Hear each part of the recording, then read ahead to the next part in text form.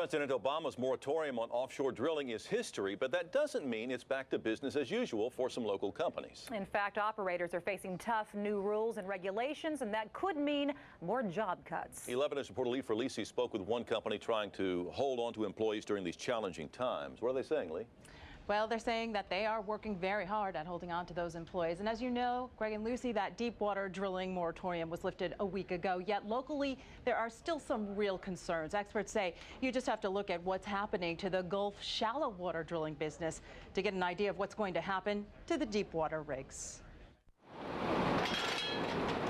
With the deep water drilling moratorium lifted, you would think you'd see big rigs back in business, but experts say think again. Because if history repeats itself, the shallow water drilling business may be a cautionary tale. A quarter of the Gulf's shallow water rigs sit idle, and experts say the numbers will grow. Idle by Halloween, about 60% of the shallow water rigs will be idle. The shallow water moratorium was lifted in May, but people like Jim Noe of Hercules Offshore Drilling says just about a dozen drilling permits have been issued since then.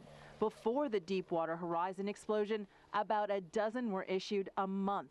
Far from a celebration, what we've seen is rigs going idle because the Obama bureaucrats have refused to issue permits. The White House says it has good reason to slow the permitting process. Somebody can drill only when they satisfy the government that they have a process in place to deal with a worst-case scenario.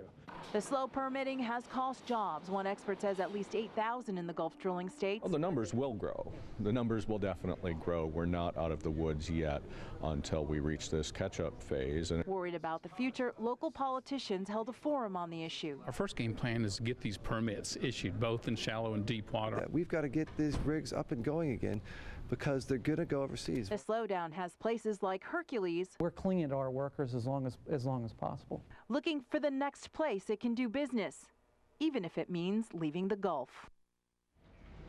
If the slow permitting continues, Noe predicts 31 of the 44 shallow water rigs will be idle by Thanksgiving. He's concerned the same story could play out for deep water rigs.